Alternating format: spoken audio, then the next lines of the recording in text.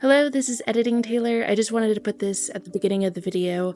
This video hopefully should be out December 2nd of 2024, and I just wanted to announce that tomorrow, December 3rd at, I believe, 7:30, I will be live with the Sandersonian Institute of Cosmere Studies to talk about predictions for Wind and Truth. So I would really love it if you join us. You get to hear some of my thoughts, especially since I've been super busy and I haven't been able to do the preview chapters recently. So you hear some of my thoughts to the ending of the preview chapters and what I think of going forward. Thank you for listening to this, and thank you if you come by to say hi. But yeah, and enjoy the video. And remember, there's always another secret.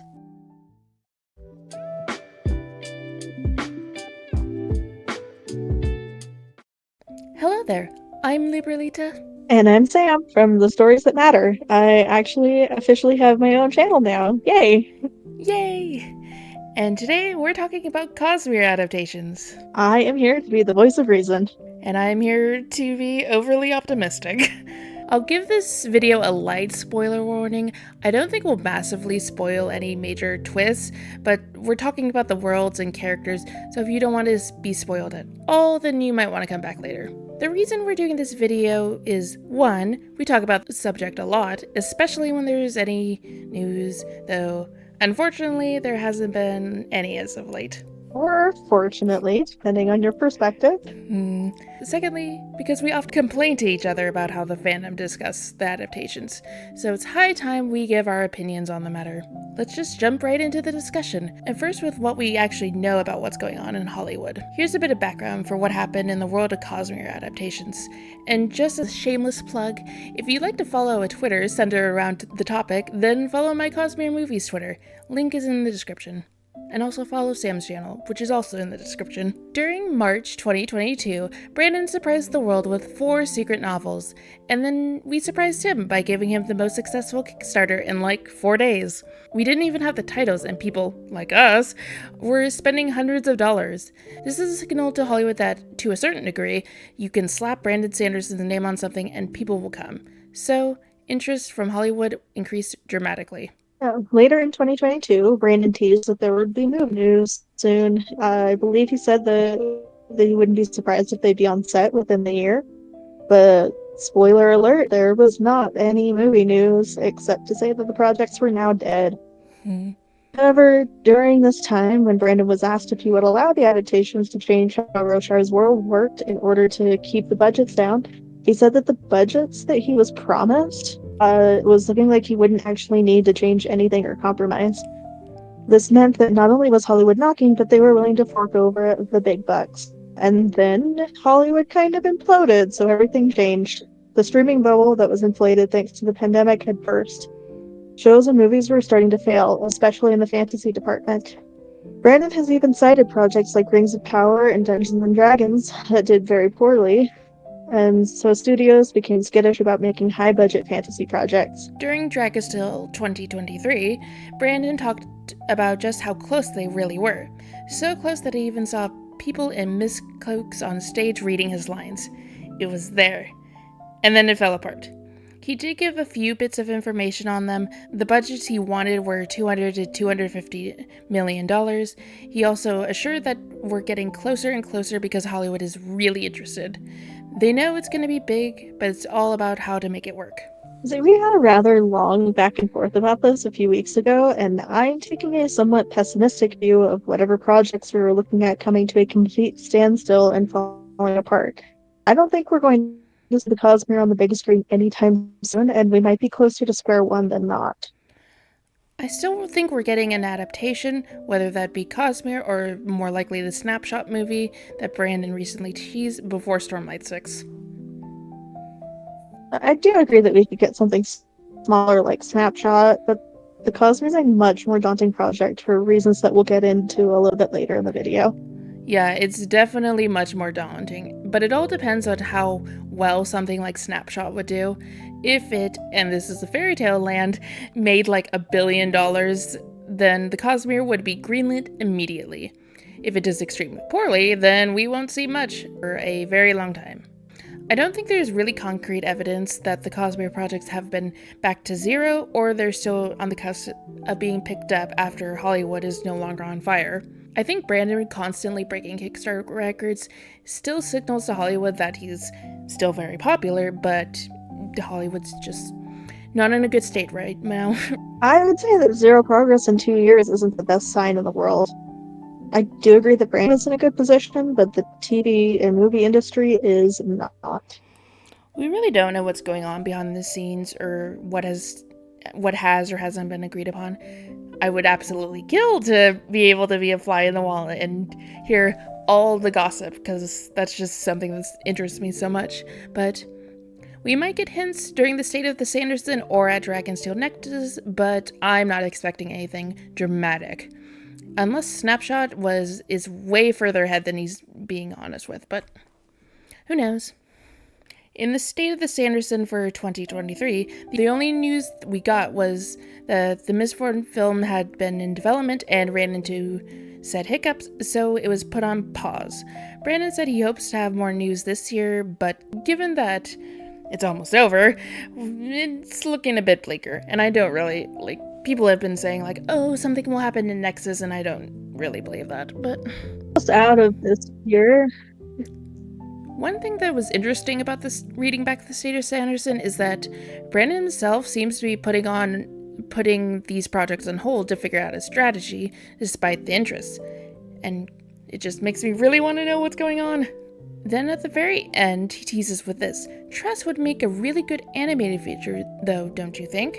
Which intrigues me, but also makes me a bit concerned. Does this mean that Tress is moving quickly down the pipeline?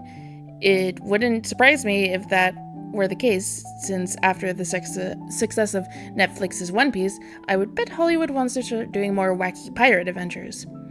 And while Tress is a fine starting point, I don't think it'd be a good introduction for general audiences. As of 2024, Brandon is in a recent weekly update teased that Snapshot, a non-Cosmere novella that takes place in the Reckoner's verse, is looking promising for an adaptation. Adapting this type of story could be really beneficial because it would be a lower budget and can function as a standalone story. It could also help to see how well the general audience responds to Brandon's type of storytelling. It also doesn't run the risk of starting the Cosmere off on the wrong foot and potentially damaging any future endeavors. But that's all the information we have about adaptations at the moment, so let's get on to our own thoughts. So Sam, how do you feel about this and the prospect of adaptations? Pretty neutral / leaning negative on the prospect of adaptations. That mostly has a lot to do with the sheer state of Hollywood and adaptations in general. And I haven't been impressed with a book to movie adaptation in years.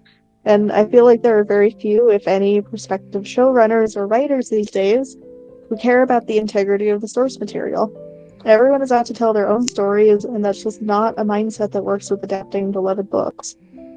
Yeah, recently on Reddit, Brandon made a post talking about this, and if I can find it, I'll be sure to link it, but it gave some really interesting insight. But personally, I have probably a bit too much hope for the Cosmere movies. I just get really excited about how great these movies could be, and I start to get a bit too much hype. I do understand that, it is going to be extremely stressful when these adaptations are, finally happening, and we have to, watch our favorite franchise maybe be destroyed, but right now I just have hope. Because the idea that this could be the next big cinematic universe is so amazing. Though I try to stay realistic about my expectations, and completely agree that Hollywood is in an absolute terrible state, and it would take a lot for these adaptations to be great. Oh yeah, Cosmere adaptations can be done extremely well, and the prospect of really good ones is incredibly exciting. It just feels like a really long shot right now. It feels like an absolute long shot, but at the same time, it's just kind of hard to see Brandon fail at something at this point. Yes, he's not going to be in charge of these adaptations. He's not kickstarting it. We'll get into that, but he's not kickstarting it. He's not just a beloved author. He's also establishing himself as a businessman. It's a really weird position to be in as a fan. That is true, but there would be so much out of his hands at that point. Even finding a studio that would give him the creative control that he wants would be a huge risk. Yeah, I think if he can find the studio that gives him enough power at the start, then it could snowball into something more. Not total control, but just enough to allow him to make his own decisions and prove that he can create something successful in the medium. I'm pretty sure he said that he wants to prove himself in Hollywood, and I can definitely see why.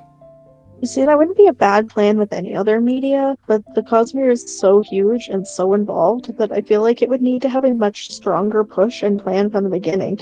It's not really something that you can be all that tentative with. I'd be curious to know what his plan is for the Cosmere movies. I know he has done treatments for at least Mistborn to prove himself. I guess we could theoretically start with something smaller, like Snapshot or Reckoner or Skyward. Yeah, or even original story for a movie. Something with a lower budget, not the blockbuster like he wants Mistborn to be. Some people are recommending just not including the interconnected nature of some of the Cosmere standalones, like Tress or Yumi, and starting there. I've heard that idea, and it's terrible. Agreed. The interconnectedness is one of the Cosmere's best-selling features. As I've been making my way through the Know and Ask You podcast, there's so much foreshadowing that a lot of people who advocate to forego the interconnectedness seem to be really forgetting. I think this argument comes from what's going on in the MCU right now. People are saying that the problem with current Marvel is that it's way too connected, and it takes too much work to be able to keep up with it, which is not actually the problem with the MCU. No one would be complaining about having to watch a bunch of TV shows and movies if they were actually worth watching. Yeah, I feel like people wouldn't be nearly as burned out on Marvel if the quality was so consistently good. I know tons of people who couldn't get enough when they were making the really good movies, but there's so many just kind of mid-quality or even bad projects now that people are kind of over it. But the thing is, these shows are like 8 episodes a pop and barely crack 40 minutes. It's really not a big ask for people to watch these shows, but they're just like terrible and irrelevant and nobody cares about them. So the interconnectedness is both the selling point for the viewers and the studios. The MCU rewarded viewers when they stayed up to date and saw the story play out. It also is a selling point for studios because, while yes, these interconnected universes are massive gambles, just look at the absolute graveyard of cinematic universes. But when they're successful, they are incredibly profitable. And to argue that the Cosmere should stay away from it is just not thinking about the wider picture. Yeah, and I feel like the wider picture will be incredibly important to keep in mind if we want these to be successful. What studios do you think would be a good fit? I don't really have any specific studios in mind, and I'll admit to not being super up to date with ones that are even profitable right now. But we would want a studio to be all in and use the Cosmere as their flagship franchise rather than just as their property they own. So probably not someone like Disney, Yeah, I also probably not Amazon. Brandon seems to have a few issues with them. I don't know, maybe. Just a couple. My mind always goes back to Warner Brothers, and I know they're a bit of a mess. However, I think with the general success of House of the Dragon, their desire to make more stories in the Ice and Fire world, like the Knight of the Seven Kingdoms, shows that they want to be in the fantasy game. And their fantasy game is extremely high quality, at least in production value. I think if their Harry Potter reboot is successful and well done, I could be more inclined to go with them, mostly because HBO/Max shows always look brilliant, and I really want to see a beautiful Stormlight show. Which brings to the next part of our discussion, the medium question. Now, we both have some fairly unpopular opinions about this, since every time someone mentions adaptations, the fandom spams the line, "I think it should be animated." And we are both huge fans of animation, and I can absolutely bring out the receipts, including a Tumblr blog dedicated to Full Metal Alchemist. Has been for nearly a decade, but that is just not what the Cosmere needs. Yes, the magic and many of the worlds would look incredible, but there are so many downsides that we need to think about practically. This is a good time to point out that Brandon himself also respects and enjoys plenty of animated projects. And perhaps, in a perfect world, he would want his books to be animated. However, he recognizes the culture surrounding animation in the West isn't conducive to make as successful a franchise as he wants it to be. There are people who think animation is for children, or they can't take animation seriously because it isn't real. There are people who will unironically say something like, Arcane would have looked so good in live action. Although towards the end of this first season, I kept being like, wouldn't it be incredible if this was live action? Maybe they should, and I kept having to pull myself back saying, no, anime, it's great as it is. But I don't know. I think more people would see it if it was live action. And I think there's a lot of really cool stuff going on here, a lot of new stuff, a lot of types of characters being depicted in ways they never have been in live action before. And I'd love to bring that to a bigger audience. So it is the unfortunate truth. I think it's really unfair to ask Brandon to put his universe on the line to be the one to change the culture. He has his own dreams for the impact of these stories. I think something else to keep in mind is that really good animation is expensive and incredibly time-consuming to produce. Yes, Arcane looked great, but it takes forever to make and costs about $10 million per episode. And recently it came out that all 18 episodes cost $250 million, so that's still a lot of money. The fandom tends to treat animation like this magical medium that will be significantly cheaper than live action. For something like Arcane or Blue Eye Samurai, it would require a lot of money. Like live action, animation has its downside. One argument that we've made in the past is that animation productions require a lot more time than live action. It has been 3 years since the first season of Arcane has been released, and while the second season will likely do well, being out of the pop culture this long has made it at least fade a little bit from relevancy. Again, not saying the second season is going to tank, but I don't think any executives are celebrating that it took so much extra time. Franchises like the Cosmere need consistent schedules. Take example the early MCU, Iron Man 2008, The Incredible Hulk 2008, Iron Man 2 2010, Thor 2011, Captain America 2011, Avengers 2012. The success of Iron Man and the knowledge that they were building something helped its popularity, and the investment was paid off with the Avengers.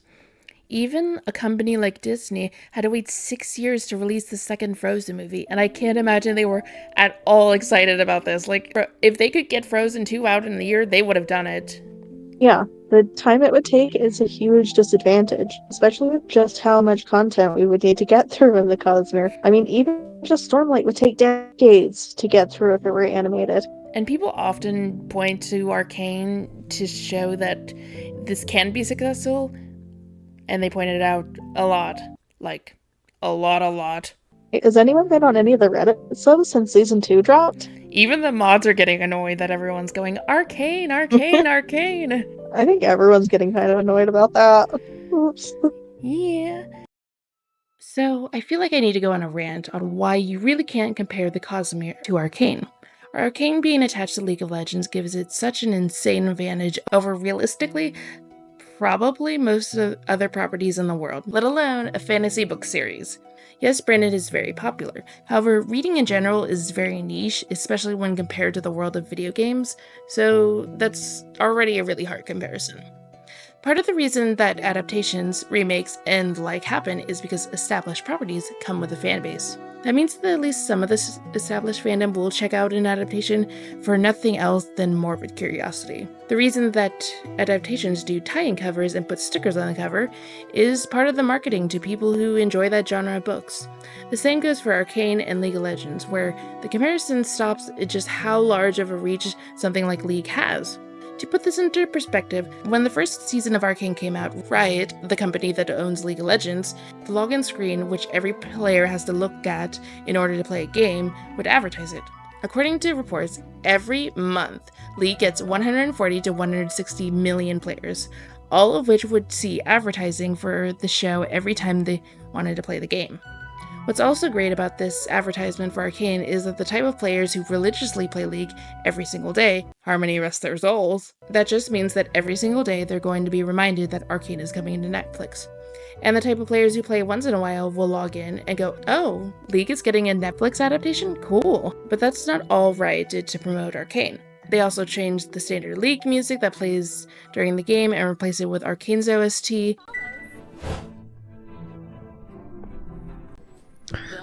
And they also changed assets in the game to look like things from the show, like how the towers look more like the hex gates. They also made Arcane skins for the champions that appeared in the show, so this means that every game there's a chance that someone will play with an Arcane skin. This happened months leading up to the release, and what's more, even after the show ended, it continued to promote it. And remember when I gave that 140 to 160 million monthly players?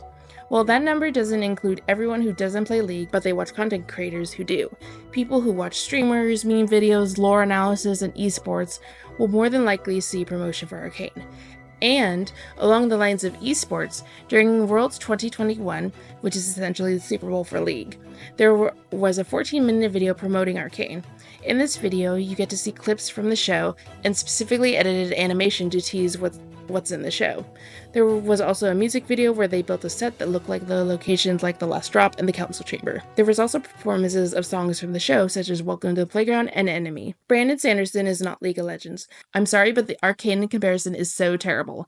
It's not proof that the Cosmere would be profitable because of how well it did. As long as it was good, Arcane was going to be successful with its built-in audience alone. It just happened to be so good that it appealed to people who had no investment in League of Legends, like, well, me. So we have to stop making this comparison because it's just not correct. Sorry to burst your bubble. Wait, what were we talking about? Oh, right, the Cosmere. Because this fandom likes to talk so much about the Cosmere being animated, why don't we go through some of those opinions? This is also not a personal attack on anyone who either is shown here or attack on you if you agree with these comments.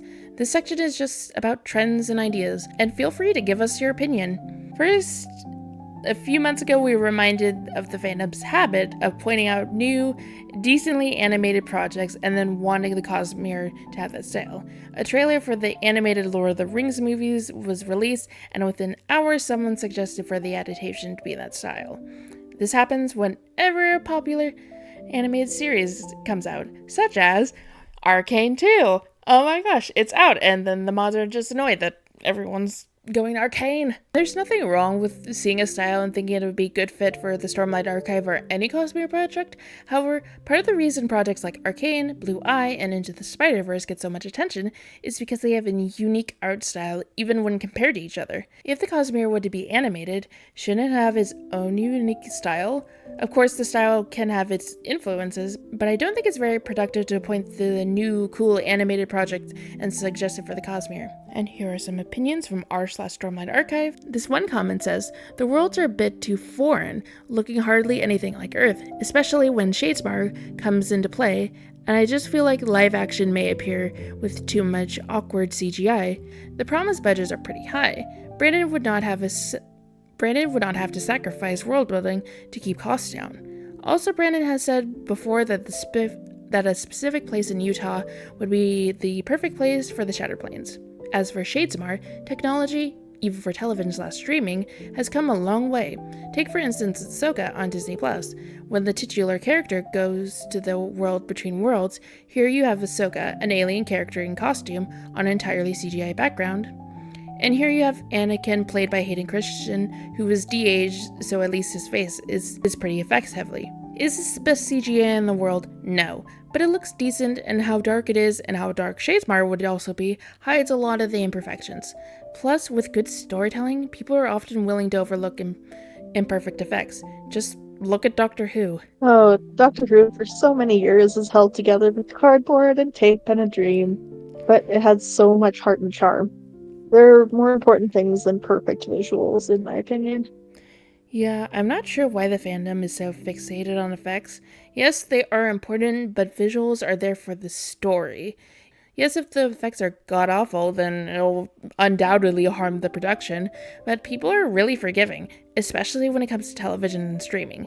Movies less so, but even then, people can still enjoy something like Spy Kids. Which, obviously, the Cosmere is not going to look like Spy Kids, but, you know. Yeah, there's an amount of disbelief people can suspend in favor of high-quality storytelling and characters. So what if the spread look a little goofy? Give it a couple of episodes and everyone will get used to it. I mean, if you think about it, roshar itself is kind of a hard world to sell to readers. It's very alien and takes a lot getting used to, so... But it's beloved, so, like, I don't know, I feel like the general audiences will eventually suck it up. Another comment talks about the unique races and looks. Shallan, I understand, is meant to appear Asian, but light skin and deep red hair. How many living actors are the right age, have the right ability, and time commitment to depict her for all of Stormlight? This is just one character example. So many unique races and unique looking characters. I'm concerned about finding perfect looking characters without sacrificing talent. I want to make a comment. Go ahead. Any like East Asian actress in dye her hair and she would work for Shallan. I know, right? I'm like, hair dye Like, she's probably like the easiest character to cast out of us, honestly. I know, hair dye exists. How good it will look, it can depend, and also people don't really. I guess actors don't really dye their hair anymore. Everyone just wears wigs, but like, I don't know. It feels good. Yeah, and like light skin, you could do Chinese, Japanese, or Korean, and they're all gonna be pretty pale. Yeah. Are we really gonna cry about the fact that Kaladin won't be 7 feet tall, nor will Shallan be 6 feet tall? Like, that's one of the things that would kind of look really silly. Like, I don't think many people could get over that. Yeah. Basketball players look kind of weird, especially compared to, like, normal-sized people. Mm-hmm. And this is a limitation of live action. These characters have very unique features and that you don't really find on Earth. They wouldn't look exactly like how the fandom or even Brandon imagines them, but there are races that are close enough. Like Sam said, any East Asian actress could just get a wig and contacts. Like, I don't know, it doesn't seem that big of a deal. And I've always imagined the Lethe to look either Filipino or Indian inspired, so, like... Do you think they'll pick one race or go more diverse? Like, at least a Lethe. That's a good question. I think the Asians will all be black, and the Shin will probably be... I don't know. They'll probably want some black actors in Shinovar, just cause. But the Lethe are kind of an interesting... The Lethe are kind of an interesting problem of, like, who you cast. Yeah, I think if you want a real world analog, what was I saying? It's like mixed race, Southeast Asian, and Pacific Islander, I think is like Kaladin's face inspo. Yeah, something like that. Which... Like, you could get there, but not a ton of people are that specific. They may go very specific for the main characters, but then otherwise they might just get Southeast Asian actors or East Asian actors, depending on what they want to do, but I don't know. Also, like the effects argument, if the acting is top tier, no one really will care unless they're whitewashed, of course. People will care about that, but like, as long as they cast Asian actors, I don't think many people are gonna have that much to complain about. This comment is talking about the magic, and the commenter says, for some reason I have a better time envisioning coalescing shards, molding stone, perpendicularities, light weaving, air warping, anti-void light, high storms and everstorms, and most considerably, spread in all their varieties, physical and cognitive, as animated, rather than CGI, within a live-action depiction. Wouldn't Spren look weird in live action? Brandon has said that depicting Spren would be one of the hardest aspects of a live-action project.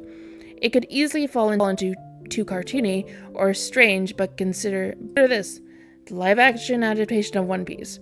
One Piece's world-building is, in a word, wacky. However, the Netflix show isn't embarrassed by its strange world. It leans into it, and that's part of its charm. We also get comments about having invincible like Stormlight adaptation and no respect to this OP. No disrespect to... I hate you, OP.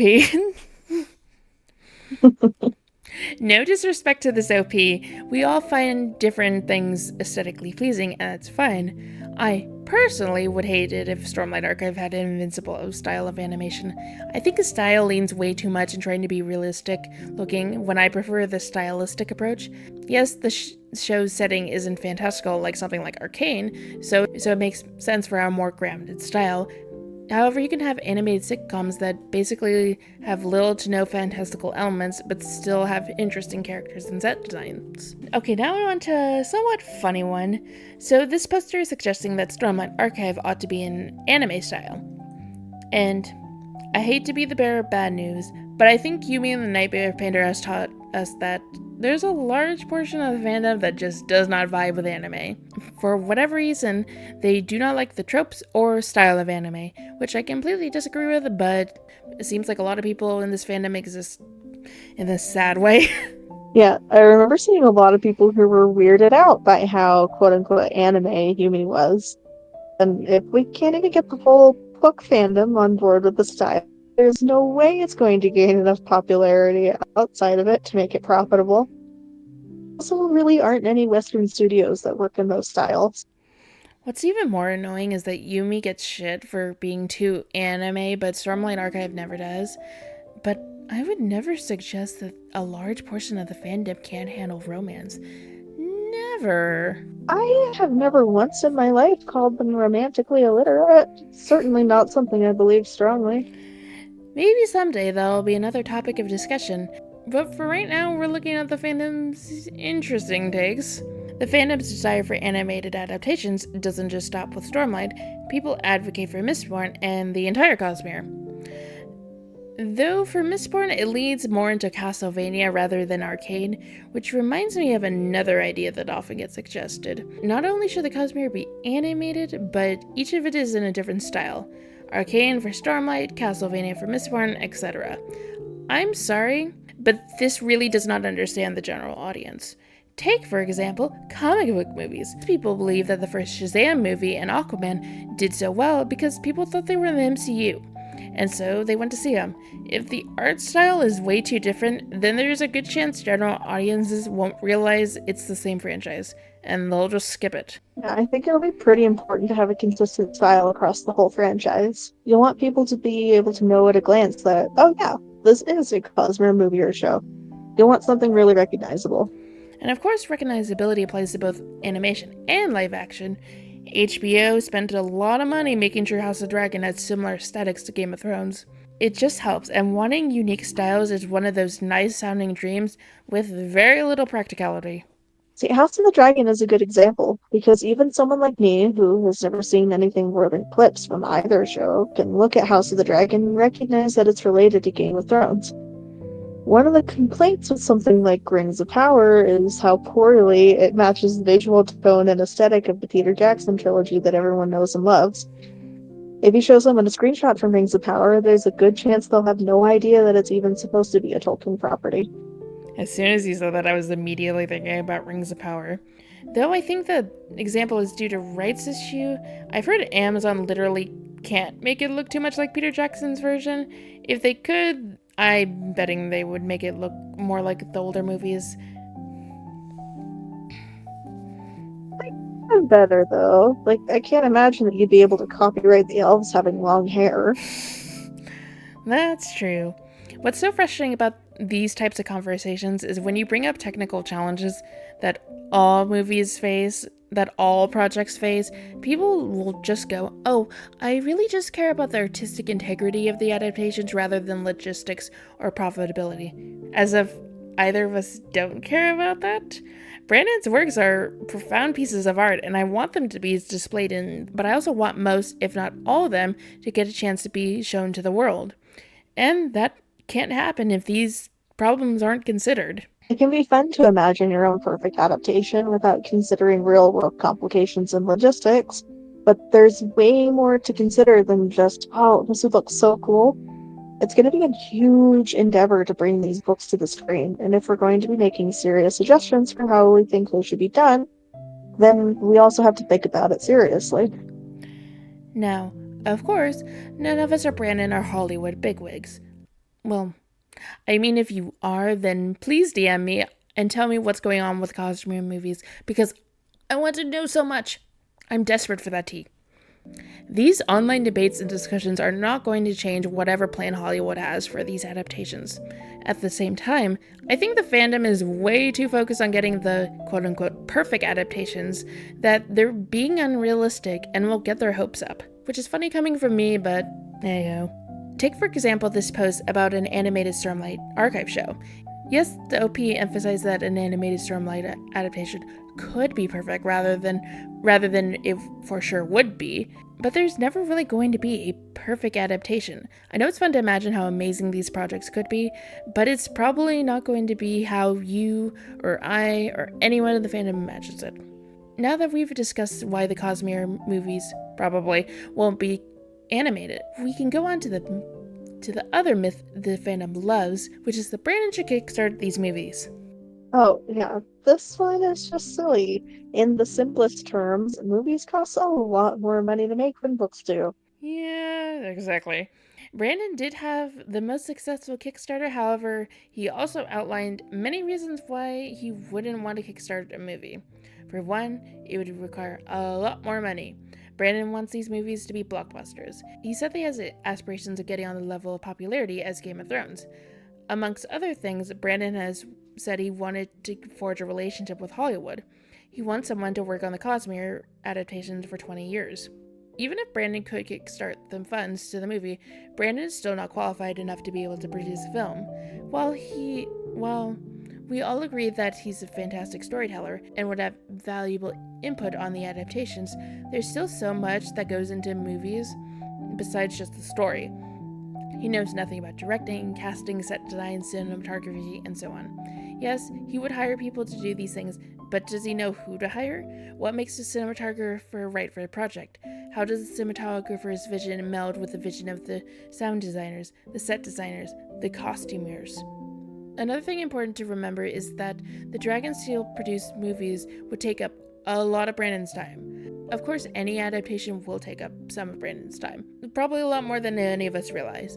And if you're upset that Wind and Truth didn't release last year like it was supposed to, it wasn't the secret project's fault. It was Hollywood's.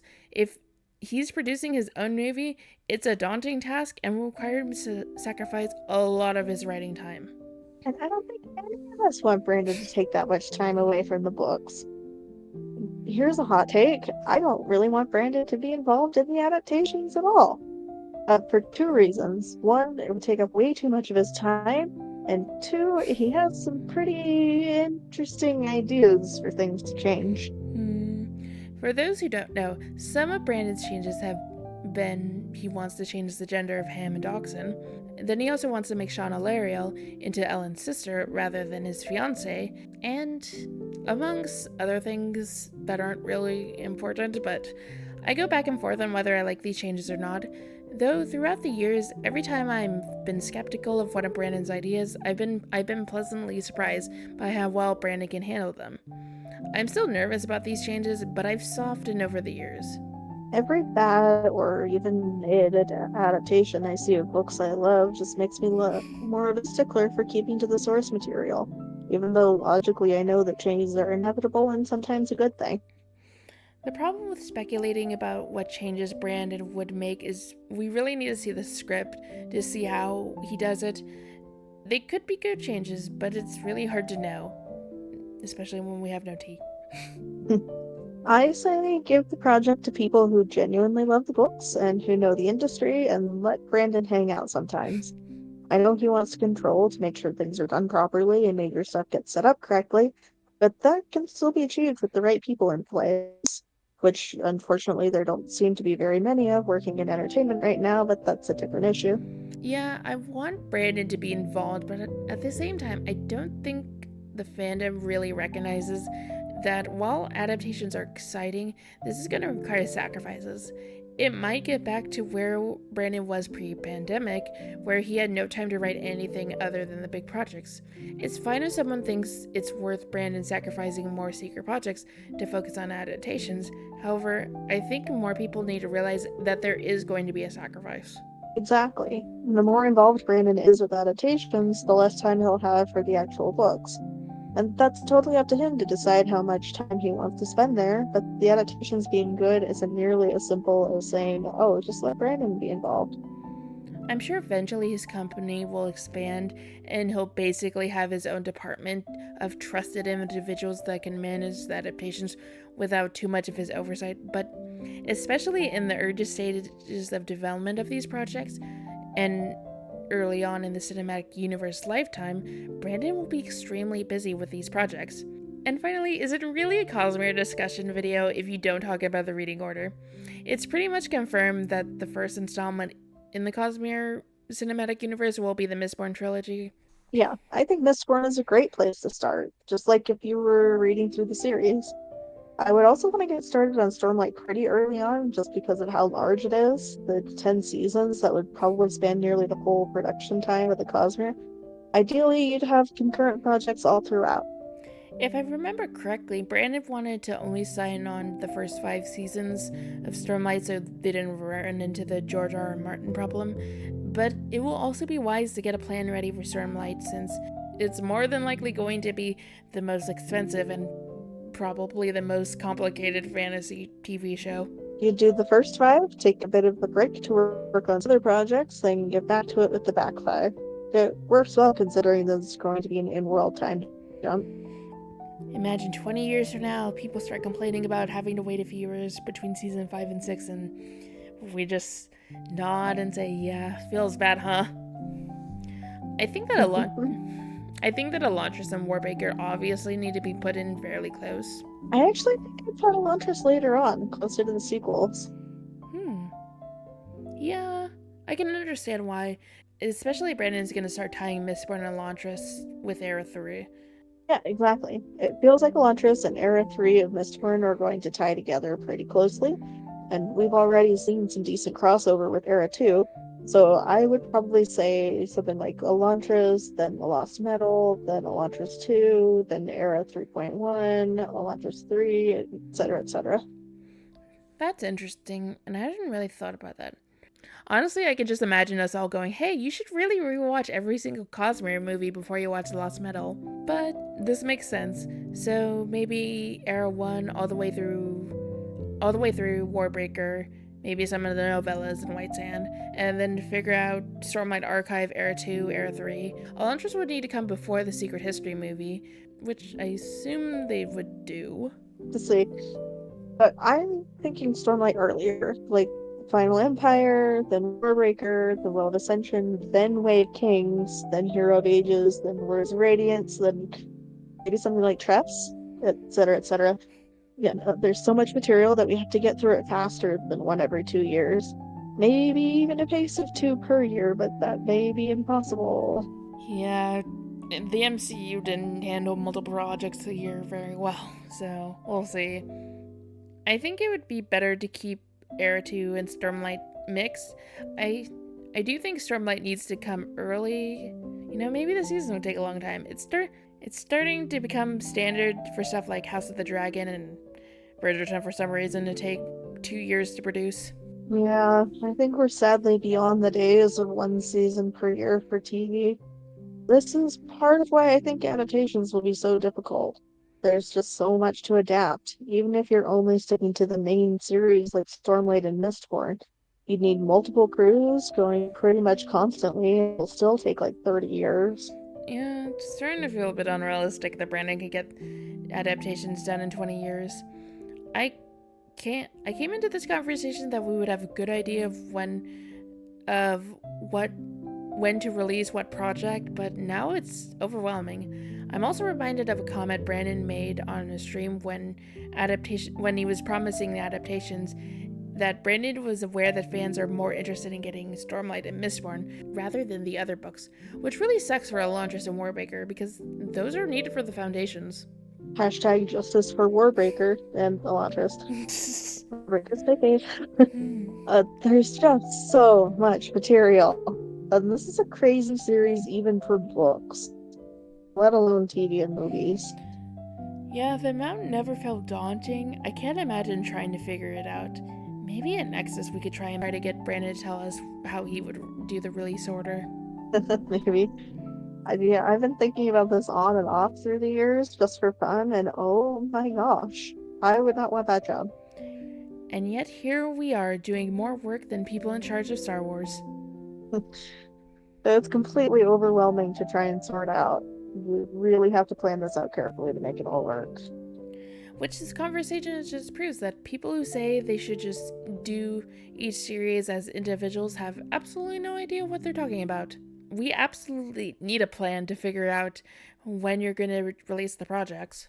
Yeah, this really isn't something you can do on a whim. You got to figure out the order, what all you're adapting, and in what formats, how to keep the actors you need across different projects, how to run multiple projects so this doesn't take a full lifetime, etc., etc. There's so much to consider. That's kind of a downer way to end this discussion. I am, at the very least, really excited to get adaptations.